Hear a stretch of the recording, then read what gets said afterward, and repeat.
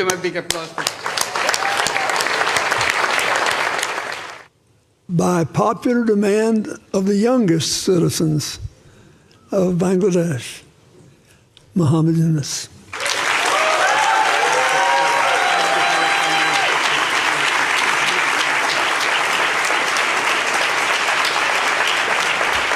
Thank you, Bill. It's a strange thing that I get a letter from United States coming from a governor of Arkansas. So you have to figure out where is Arkansas.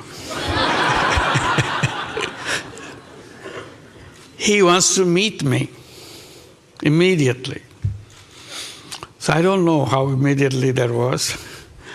I said, next time I'm coming to the United States for this visit, this program. So when I come, I will definitely come and see you. He said, it's very urgent. I said, well, I'll see how quickly I can come. I couldn't come early. I came for the meeting. And that was the beginning of our contact.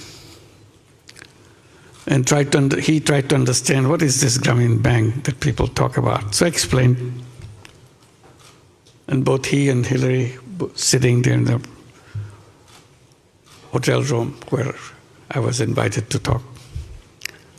And after listening, we need it. He says, we need it. How quickly we can get it in Arkansas. So that was the beginning of the whole story. So I visited in the same trip, Arkansas. He organized everything to go look at. That's amazing scene that I've seen in the rural areas of Arkansas. People sitting around, shops closed down because the economy was in a total disaster. So the people who were accompanying me to show me around,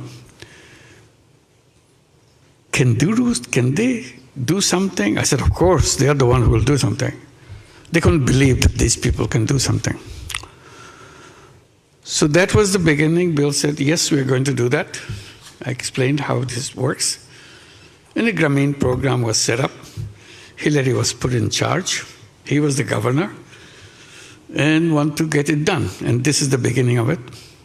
But I didn't realize what he is doing is so important to him. I found out when he was running for president. He was a governor. Now he wants to be president. He said, you must be present when I announce my presidentship, declare as a candidate. I didn't understand why he wants me to be president. I declared it. He said, one of the points he made in the speech, if I'm elected president, I will have Grameen program in every inner city of the United States. You thought people would be happy? Next day he got a coverage saying that he's a crazy guy. He brings someone from Bangladesh to tell the Americans what to do. How crazy can you get? He didn't give up. He explained again and again why it's important. He never stopped saying how important it is to help people transform themselves with a touch of few dollars. And that was the beginning that continued when he became president. He wanted to do it. And that's the signing of the bill he mentions. And then Hillary came to Bangladesh along with Chelsea. I saw Chelsea here. Both of them came to Bangladesh, spent 4 days with us, wearing Grameen check, which is a rural handloom weaver, make the very simple clothing like this. And all 4 days they were wearing clothes which was made by the weavers in the villages and designed by a local young person. And everybody said, what's she wearing this? How did you do that?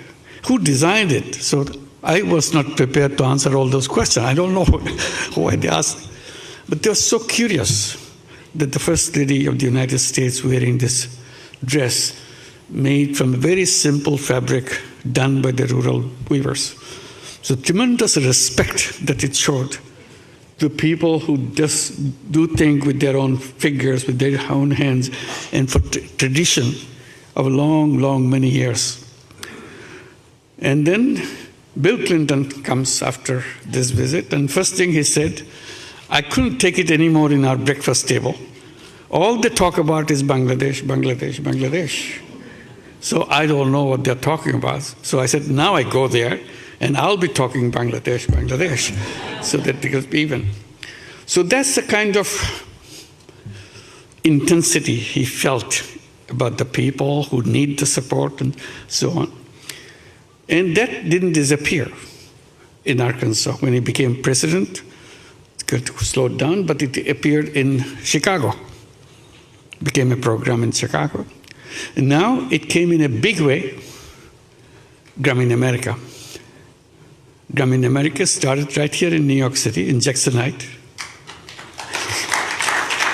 It's a tiny little program, and then it started spreading.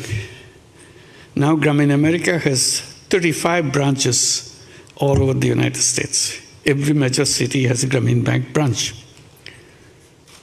And today, nearly 200,000 borrowers, all 100% women in all these inner cities, which was his dream, and take $1.5 billion a year. We reached at the level, now we lend out $1.5 billion a year with perfect repayment record. No collateral, nothing.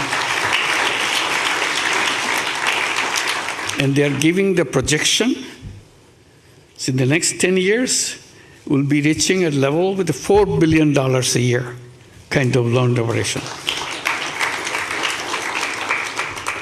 It's an amazing story, what he began. And the time he began, we became a bank, formal bank, got a license in 1983. It was a tiny little thing at that time. Bill invited me in 1986. Can you imagine? So his radar is catching signals where it's this tiny little thing. You still don't know what it will be like. But he wanted it to be in Arkansas. So that relationship between me and Bill and the family goes a long way, inspiring me to do things. And it continued that way. I was a regular participant of CGI ever since it began. But then got disconnected. I'm very happy to be back here. It's wonderful.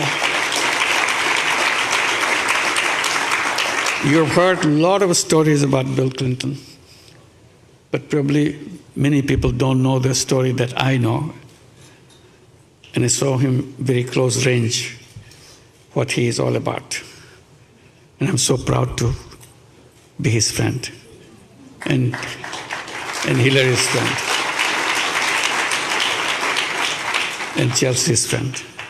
It's a wonderful relationship for a cause, and he never for a moment paused over the validity of this concept, and continued even today. Wherever he goes, he tells the story, and he never forgets what is happening to me and to our work. And thank you very much, Bill, for the wonderful friend that you have been. Thank you. Thank you very much.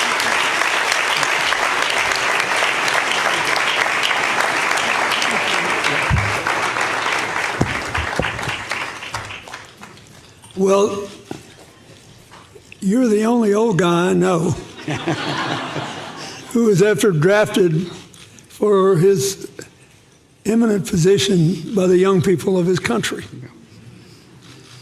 And that's because he has succeeded in doing what we all must do. We all have to stay in the future business. Yeah, absolutely. And he is a walking testament to its riches. I'm very, very proud of you, very grateful for you. And I think all of us should wish Bangladesh well and do what we can to support them. Somebody has to fund the first loans, then the rest get repaid. Thank you. Thank you, and God bless you. Thank you. Let me just add a little bit on the Bangladesh situation now. It's quickly, because these are the young people that I've always been talking about, that the young people are the ones who should be leading the way, because all are kind of getting old-fashioned. So how to make things in the eyes of the young people and create the new life, create the new world for themselves. While I'm speaking on that theme, I didn't realize what will happen in Bangladesh. Suddenly all the young people of Bangladesh got together and said, enough is enough. We are not going to tolerate it anymore. And they didn't. They sacrificed themselves in front of the bullets fired by Bangladeshi government and sacrificed their lives. I just saw some video going on. So they just stood there and said, how many of us you can kill? We are here, kill us. But we are going to change the world, change Bangladesh. And that is the promise they made, that they want to create a new Bangladesh, Bangladesh next version, with the youth version. So this is the commitment they made and invited me after the previous government left the country. So invited me to head the country. This is what I'm doing, trying to implement what the dreams of the young people had promised to the nation, how it can be done. The whole nation, they mobilized the whole nation together. It's not just the young people. Every single person in Bangladesh support this cause. And I'm very happy at the support in the people of the United States to make that happen. And the sky's the limit. They want to make this Bangladesh called New Bangladesh. They said we put the reset button, old is gone. So now you build a new Bangladesh on top of it. The images of our dreams. And this is a Bangladesh of the dreams they will make.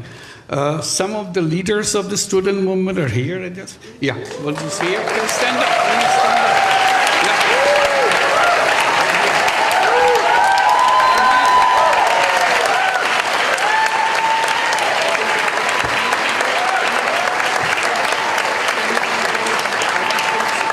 It's amazing the way they speak. The language I never heard.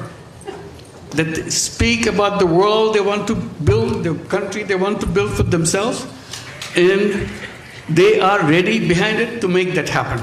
So please help them, support them, so that their dream comes true. And this is the responsibility we take together, and you get with us in that dream, making that dream come true.